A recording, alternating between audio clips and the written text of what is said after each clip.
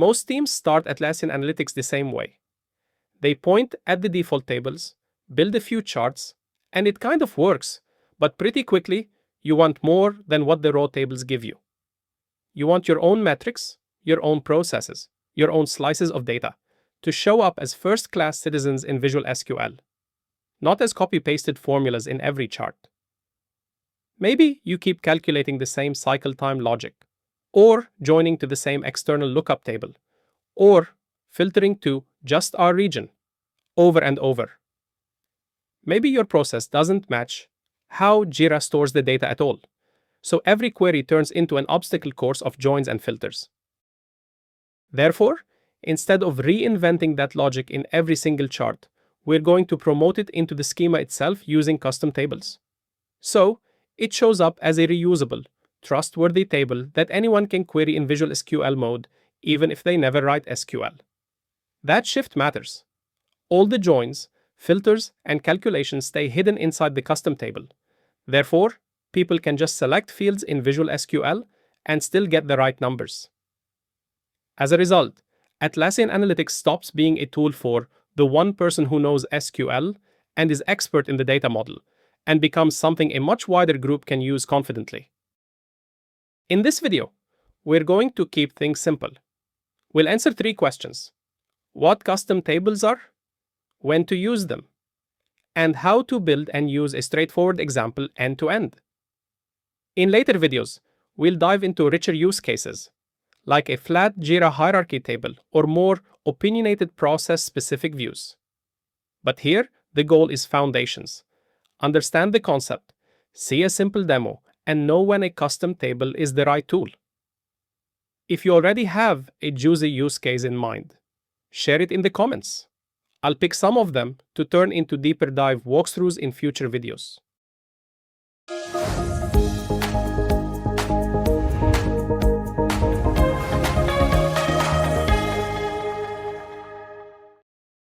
Welcome! If you've already built a few dashboards in Atlassian Analytics, this is aimed squarely at you. You know how to point at the data lake. You know how to drag columns into Visual SQL. And now you want the data model to work with you instead of fighting you. In this video, we're going to zoom in on custom tables. These are SQL-defined tables that live in your schema. Atlassian Analytics stores the SQL and injects it into your visual mode queries, so the logic is reused automatically across charts without everyone having to write SQL themselves. Think of this video as your foundations layer. In future videos, we will focus on use cases, specific demos, and explanations that will build on what we cover here, not compete with it. Alright, let's park the theory for a minute and zoom out. Before we build anything, I want to show you where custom tables actually live in the Atlassian Analytics data model. And then we'll design the first one together. Let's do that quick orientation. When you open Visual SQL and start a query, Atlassian Analytics is really working in 3 layers. At the bottom, you've got the data source. For example, the Atlassian Data Lake. That's where the raw data lives and where the connection details are managed. Above that, Analytics keeps a schema copy of that data source. Think of the schema as its bookshelf view. Tables, columns, and metadata that Analytics can reshape without touching the original systems. In that schema layer, you can rename things, hide noise, add foreign keys, and, this is today's focus, add custom tables as extra objects on that shelf. Custom tables show up here as their own tables with a little custom table tag. So, from the schema's point of view, they're just extra pieces on the board that Analytics knows how to plug into Visual SQL queries. Then, at the top, you've got the query layer, Visual SQL. When you pick a data source in visual mode, you're really browsing that schema copy we just looked at, base tables plus anything you've added. If you select a column from a custom table using Visual SQL, Analytics quietly injects the SQL you wrote for that custom table into the generated queries from clause. Therefore, every chart that uses that table is automatically sharing the same logic. No extra effort from the person building the chart. So, quick mental model. Data source equals where the data lives. Schema equals where you shape and extend how that data is exposed, including custom tables. Visual SQL equals where people actually query it. Now that we know where custom tables sit in that stack, the next step is to be precise about what they are and how they behave in queries. Once that's clear, the "when should we use this" question gets much easier to answer. Now, let's zoom in on what custom tables actually are under the hood. So when we get to "should this be a custom table or something else?" you've got a solid mental model to lean on. The simplest way to think about a custom table is this. It's a saved SQL query that Atlassian Analytics treats as if it were its own table in the schema. Under the hood, Analytics doesn't store a new set of rows. It stores the SQL you wrote, and whenever someone uses that custom table in Visual SQL, it drops your query in as a nested statement inside the generated SQL. Therefore, the data is always live. If the underlying Jira work items change, or new rows land in the data lake, your custom table automatically reflects that the next time a chart runs, there's no extra refresh step or separate storage to manage. So, here's a mental model that helps. A custom table is like a database view, plus a definition of how you want people to see the data. As a view, it can pull from multiple tables in the schema, joins, filters, calculated fields, and flatten that into a single friendly shape. As a definition, it bakes in your chosen rules, which rows are in, which columns are exposed, and how certain values are calculated. Once you save it in the schema, it just sits there beside the other tables, ready for anyone to use in Visual SQL. In the visual editor, nothing looks exotic. You pick your data source, open the schema browser, and your custom table appears in the list just like work item or project. You can select its columns into the query, use them in filters, group by them, all the usual things. If you switch that same chart over to SQL mode, you won't see the table name in the from clause. Instead, you'll see your custom table SQL injected as a subquery. That's why you can't call a custom table by name in SQL mode queries. Let me give you a concrete example without doing the full build yet. Imagine you routinely need work items joined to their team and a couple of custom fields. Doing that from base tables means extra joins and filters in every chart. With the custom table, you write that join-heavy query once, save it as something like view work items with themes and fields, and from then on, people just query that table in visual mode. They never see the joins, they just see a clean list of work items with the extra context already attached. That's the essence of a custom table.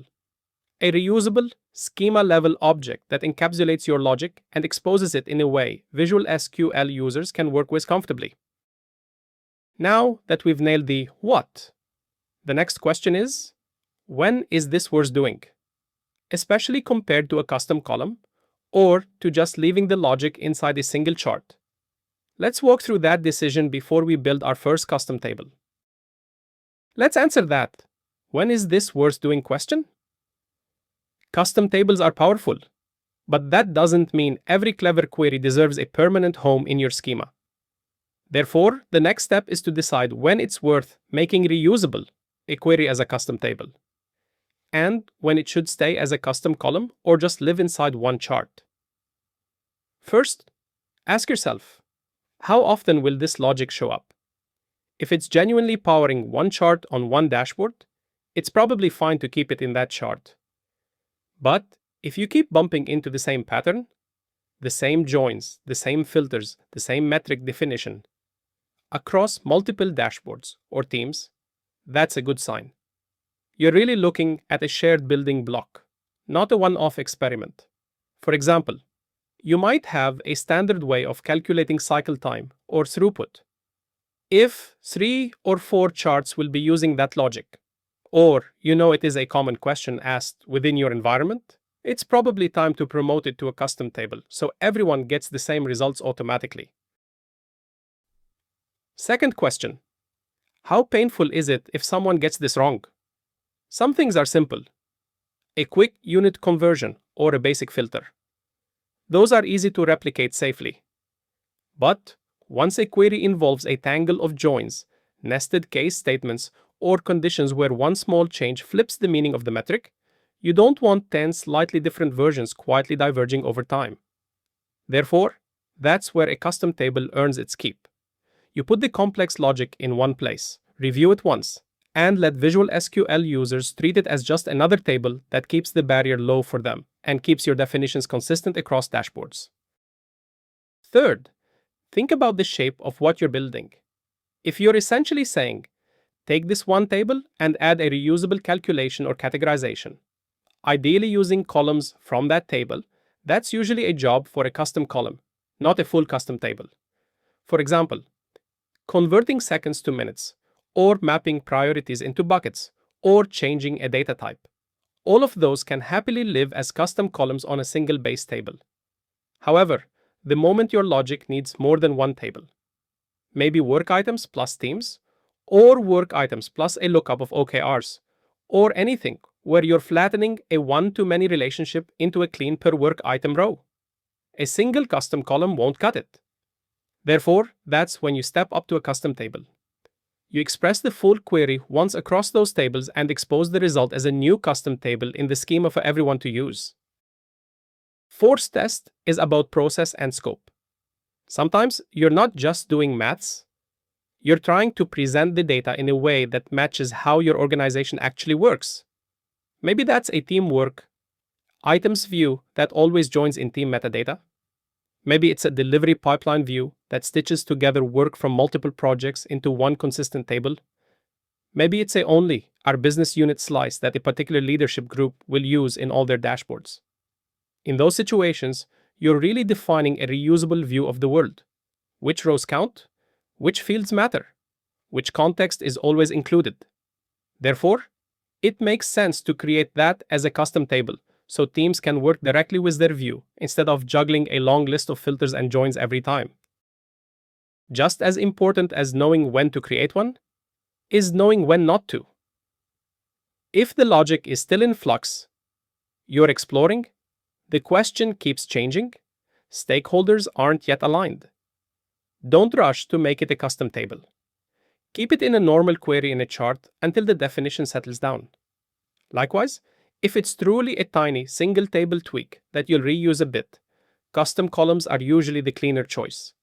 They keep your schema compact and stop people having to choose between 5 nearly identical tables that all sound the same. So, here's the short version you can keep in your head. If it's one-off, keep it in the chart.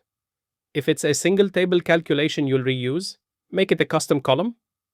If it's multi-table logic or a shared view that many charts should agree on, that's when it's worth making reusable as a custom table.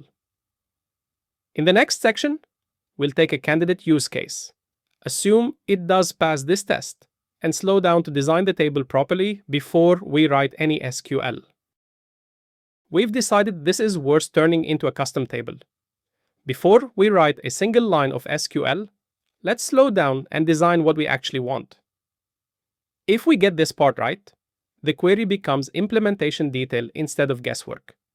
First, start with the question, not the table name. Ask, what questions will this custom table answer? What decision will it support? Who's going to use it? For example, you might be thinking, we want a simple way to see work items with their teams and a couple of key fields, so anyone can build throughput charts without doing joins. That's a much clearer starting point then. Let's create a table called CT Work Items 001 and see what happens. Once you can say the question out loud in one sentence, you're ready to talk about grain. Grain is just a fancy way of saying, one row in this table represents what? One work item? One team per week? One epic? One something else? For our simple example, we might decide one row equals one work item. That means if an issue belongs to 3 teams or 3 components, we either need to choose one or accept multiple rows. Making that choice up front avoids mystery, duplicates later when people start aggregating. Therefore, always write down the grain in plain language before you think about columns. It will drive how you join tables and which fields you can safely include. Next, sketch the columns you want. I like to split them into two groups: inputs and friendly fields. Inputs are things like IDs, work item keys, timestamps, and foreign keys you might join on later. They're not always pretty, but they're useful. Friendly fields are what people actually add into charts: names, statuses, team names, basic metrics like cycle time in days or story points done. These are the columns that makes the table feel comfortable to use in Visual SQL. Write those down as a bullet list first. If you find yourself adding every possible column just in case, that's a smell. You're drifting away from the original question and towards a junk drawer table. One practical note from my own experience building a lot of custom tables in Atlassian Analytics. A few times, when the query behind a custom table would have returned more than 500 megabytes of data, I couldn't save the custom table. The save step failed with an error message that clearly said the result set for the custom table had exceeded a 500 megabyte limit.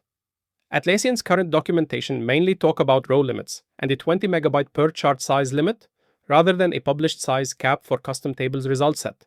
So, I'm sharing this as experience, not as an official spec. Because of that, I treat anything in that ballpark as a practical ceiling. If I think a custom table design might return hundreds of megabytes of data, I'll usually aggregate more, trim the columns, or split the design into a couple of narrower tables or dashboards.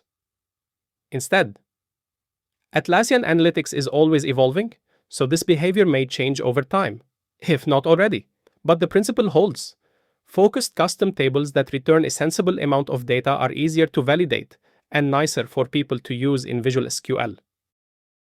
Once you know the grain and the columns, you can sketch the join path on paper or a whiteboard. Which base table gives you the grain? Which other tables do you need to use to bring in the friendly fields? For example, with one row per work item, the work item table is the natural starting point. You might then join to a team table to bring in team names, and perhaps the work item field table to attach your key fields. The goal is not to write the full query here. The goal is to check that the path makes sense, and that you're not dragging in extra tables you don't need. Fewer joins usually means fewer surprises. Finally, think about relationships. Are you joining one-to-one, one-to-many, or many-to-many? If you join a work item to a table that has multiple matching rows, for example, multiple components or multiple labels, you can easily multiply your row count. Sometimes that's intentional, sometimes it's not. Therefore, decide what you want to happen. Do you want to keep multiple rows and let people aggregate carefully? Do you want to pre-aggregate in your query and expose a single summary per work item? Or do you want to filter to the primary thing only? Also, think ahead about keys. Which columns in this custom table should be usable as join points for other tables later on? Keeping those IDs or keys in the design makes it easier to extend your model over time without rebuilding the table. So, to recap this planning step, we've clarified the question, picked a grain, listed the columns, sketched the join path, and thought about relationships and keys. Now we're ready to turn that into real SQL. In the next section, we'll start from our planned design, build the query for our first example custom table, and get it working in Atlassian Analytics before we add it to the schema. Alright, we've done the thinking. Yay!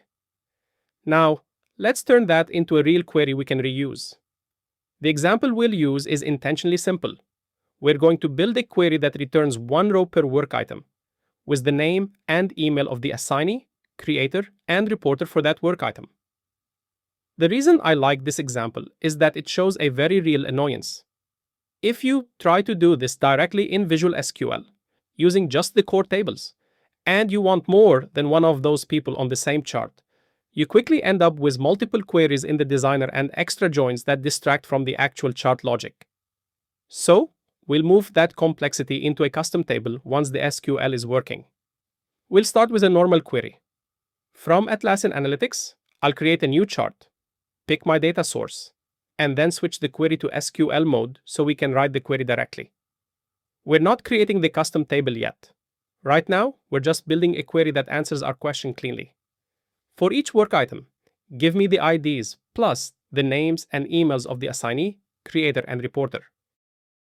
Our grain is one row per work item, so the natural base table is the work item. Technically, it is still the Jira issue table in the backend. In SQL, that means our from clause starts from that table, and we'll give it a clear alias like work item to keep things readable. Nothing fancy? Yet. We're just anchoring the query on the table that matches the grain we chose in the planning step.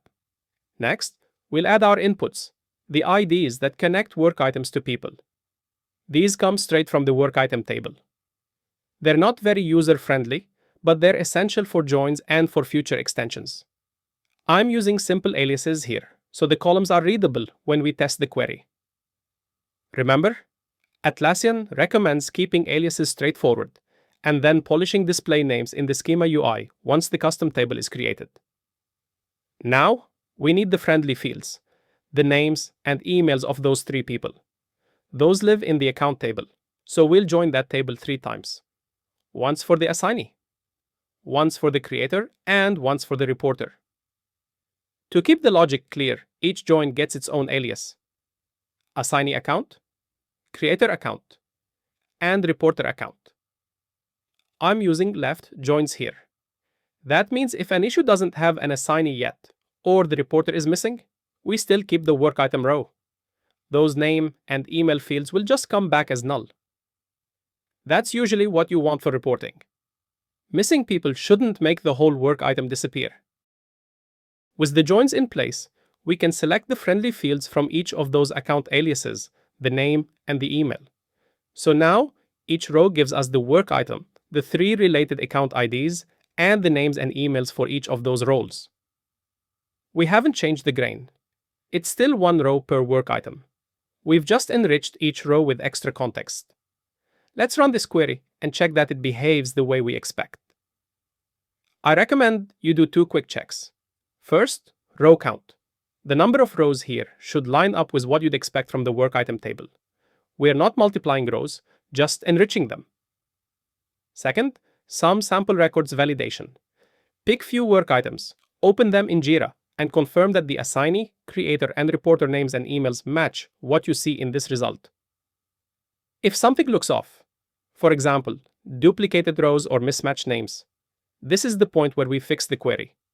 It's always cheaper to catch those problems here than after it's turned into a custom table and used everywhere.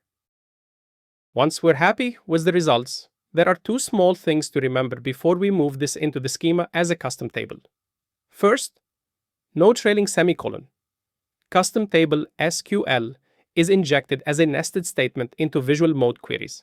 So Atlassian specifically tells us not to end the statement with a semicolon. That will cause the custom table to fail when you try to save it. Second, keep aliases sensible. Atlassian Analytics stores the query and then lets you manage column display names in the schema UI, so you don't need super fancy aliases here. Plain, descriptive names make it easier to recognize fields when you're testing, and you can refine the display names after the custom table is created. Functionally, we're done with the query. We've got a clean, validated SQL statement that answers a very specific question and keeps the grain we intended. In the next section, we'll take this working query and promote it into the schema as a custom table. We'll walk through exactly where to paste it, how to name the table, link it to other tables, and how to make sure it shows up alongside the other tables in Visual SQL. In the last section, we built and validated our query. Now, we're going to tell Atlassian Analytics, treat this as a reusable table in the schema. That's the moment it stops being just a nice query and becomes a building block other people can use. From the left-hand side, navigation, I'll go to Data Sources. Pick the MS training data source I've been using, and then switch to the Schema tab. This is the schema copy we talked about earlier, the place where you shape how the data is exposed. Rename things, hide noise, add foreign keys, and, in our case, add custom tables. Up here, I'll choose Add Custom Table. That opens a dialog where we can name the table and paste in the query we just tested. First thing, name. This is one of those small choices that either makes your schema feel organized or painful. I like to use a simple, consistent prefix for all custom tables. In this case, I'll use view underscore. So this one becomes view work item accounts. The idea is that when someone is browsing the schema, all your views line up together. Pick a pattern, document it, and stick to it so people can recognize custom tables instantly and understand their purpose. Next, I'll paste the query from the previous section into the SQL statement box. This is the exact statement we just tested in no changes. Make sure there is no semicolon or limit row statement at the end. I'll also hit Format Query just to tidy the layout. It doesn't change the logic, but it makes things much easier to review later if we come back to this table. Now, I'll click Add Table to save it. Back in the Schema tab, you can see View Work Item Accounts listed alongside the other tables, with the small custom table tag next to its name. That's how you know Analytics is treating it as a custom table, not as part of the original data source. If your schema is busy, use the search bar to find it quickly. I'll expand the table so we can see the columns. Work Item ID, the 3 account IDs, and the name and email columns for assignee, creator, and reporter. Exactly what we specified in the query. Right now, View Work Item Accounts is a standalone custom table. It works, but Visual SQL doesn't yet know how it relates to the rest of the schema. Therefore, the next step is to link it to the tables it came from using foreign keys. A foreign key just tells Analytics, this column over here matches that column over there. It's safe to join them in Visual SQL. First, I'll open the properties for Work Item ID under the custom table View Work Item Accounts and set its foreign key to point to Issue ID column in the Jira issue table. That tells Analytics, this table is another way of looking at the same work items. Then, I'll do the same for the 3 account ID columns. Assignee account ID, 2, account table, account ID column. Creator account ID, 2, account table, account ID column. And reporter account ID, 2, account table, account ID column. It's the same physical key on the account table, just seen from 3 different roles. Once those are set, Visual SQL can suggest joins and understand how this custom table fits into the rest of the model, just like any other table. As mentioned before, you can change the display name of your field to make them more user-friendly in Visual SQL, as well as reduce the need to rename column in your query results later on. Just to put this in context, we haven't done anything fancy here. This is a deliberately small, focused custom table, but the impact is real. Instead of building charts where you juggle multiple queries just to get assignee, creator, and reporter information on the same visual, you now have one custom table that exposes that relationship cleanly. In Visual SQL, you just select the fields you need and focus your energy on the chart logic, not the plumbing. This is the same pattern you'd use for more advanced scenarios, like creating a single view over many Jira fields or flattening custom field values. Just scale down to an example that's easy to follow and adapt. Now that View Work Item Accounts exists in the schema and is wired to Jira issue and account tables, let's switch hats. In the next section, we'll pretend we're just another dashboard builder using Visual SQL, and we'll see how much simpler it is to answer questions when this table is available. Alright, hat switch time. Now I'm just a dashboard builder. I'll start by creating a new chart. From the top navigation, I'll choose Create. Chart. Then pick the same data source we used to create the custom table. I'll make sure the query is in visual mode.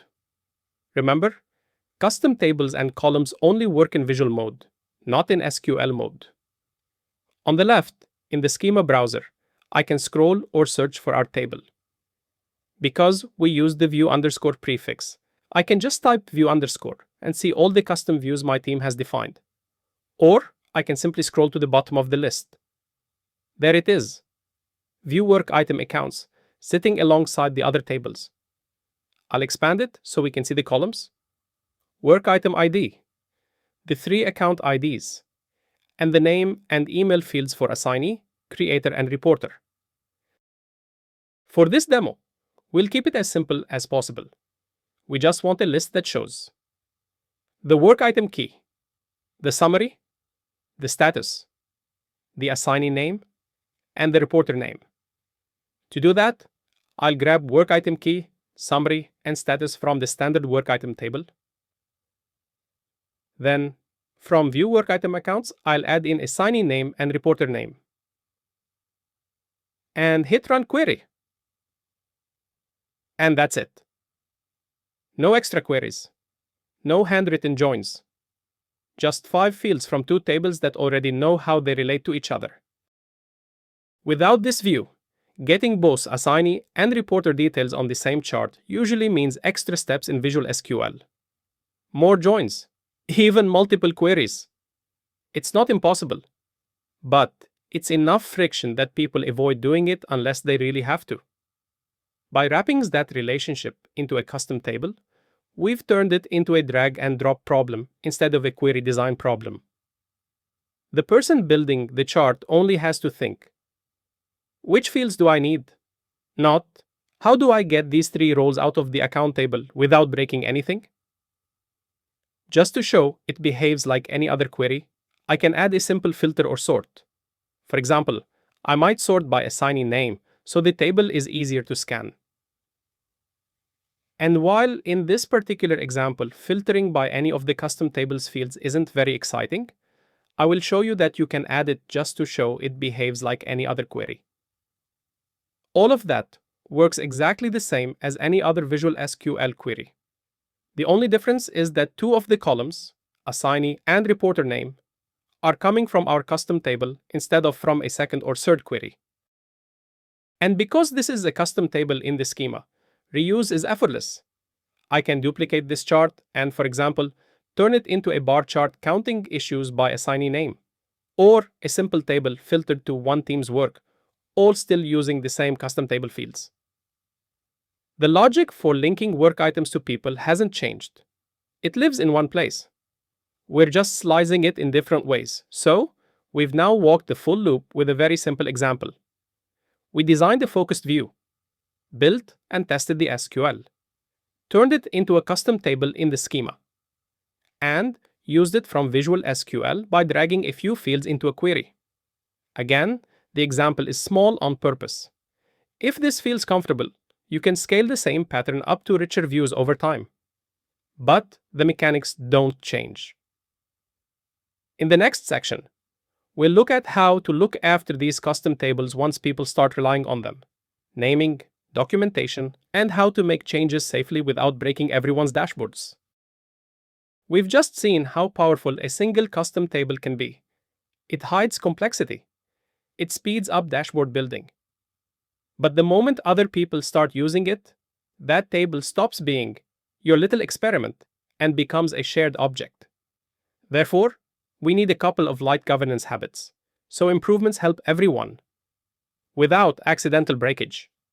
First habit, treat every custom table you keep as a shared view, not a private shortcut. If it's good enough to live in the schema, it's good enough to be named clearly and explained. We already talked about naming conventions, using a simple prefix so these tables are easy to spot. On top of that, I recommend doing 2 small things. 1. Make the table name meaningful in plain language. 2. For any important column, add a short description in the column Properties so people see what it means when they hover in Visual SQL. Atlassian lets you set a description on columns in the schema, and that description pops up when someone hovers over the field in a Visual SQL query. Therefore, a one-line definition can save you a lot of "what does this actually mean?" conversations later. If you have lots of important views, you can even back this up with a simple Confluence page or a data dictionary dashboard that lists your core custom tables and what they're for, nothing fancy. Just enough context that new dashboard builders don't have to guess. Second habit, not all changes are equal. Some tweaks are basically risk-free. Others can quietly break a dozen dashboards. On the safer side, things like renaming a table or column's display name in the schema. Atlassian keeps the SQL name under the hood, so existing charts don't break. adding a column description, adjusting default aggregations or measure/dimension flags, so fields behave better in Visual SQL. On the riskier side, you've got editing the SQL of a custom table, removing or renaming columns that charts already use, changing join keys or filters in ways that change which rows are in or out. Every time you change the SQL of a custom table, you are effectively changing the contract for every chart that depends on it. That's fantastic when you're fixing a bug. One fix fixes them all. But it's painful if you break a definition people were relying on. Therefore, for bigger changes, I recommend you clone the logic into a new version 2 custom table. For example, view work item accounts v2. Point a scratch dashboard or a couple of non-critical charts at the new table and sanity check the results. Once you're happy, migrate the important dashboards across, then retire the old table. It's a tiny bit more work up front, but it avoids the why did all my numbers change overnight drama. Third habit: when something does change, make it easy to answer the question: what happened, when, and who touched it? In Atlassian Analytics, the schema change history is your friend here. If you go to your data source, under the change history, you'll see a running log of schema edits, when they happened, who made them, which tables were affected, and a short summary of what changed. You'll need permission to manage the data source to see that. So, if someone reports that a dashboard started misbehaving on Tuesday, you can check the dashboard's activity tab to see chart-level edits and sharing changes. And check the schema change history to see whether any custom tables, columns, or foreign keys were edited around the same time. And if you ever change the underlying schemas or rename real database columns, Analytics has tools like Resolve Schema Differences and Query Search that help you see which queries are now out of sync. So, you're not hunting blind for broken charts. Last habit: be intentional about who can change this stuff. To create or edit custom tables and columns, or to edit the schema at all, you need permission to manage the data source. That's separate from just being able to build dashboards. Therefore, I really recommend that a small group of people with managed data source permissions, the ones who design custom tables and keep the schema tidy, while having a larger group of dashboard builders who can happily use those tables in Visual SQL without touching the schema layer. That way, custom tables stay coherent, you don't end up with 10 versions of the same thing, and when something changes, you know which small group to talk to. So, quick recap of the governance side. Name and describe your key views so people know what they're for. Treat SQL edits as shared changes with impact assessment. Use the available tools and features to track changes and troubleshoot problems. And keep the schema keys with a small group.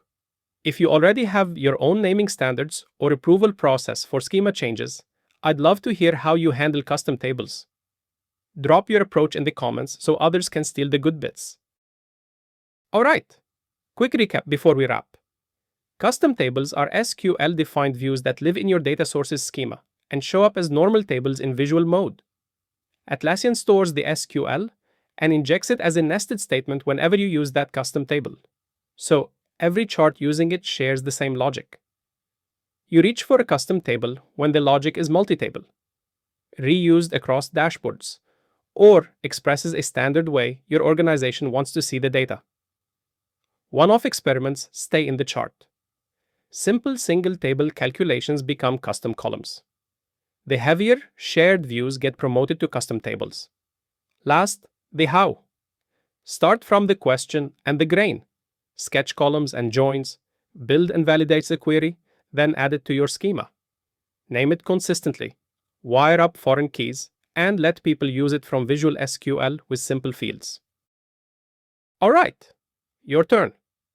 Pick one Visual SQL query you already use that has a couple of joins and shows up in more than one chart. Turn that into a custom table. Wire up the keys and swap just one dashboard to use it. If you'd like a deeper dive next, I'm planning videos on Jira hierarchy views and other custom tables. And if you're unsure whether a specific idea should be a custom table, drop it in the comments. See you in the next video.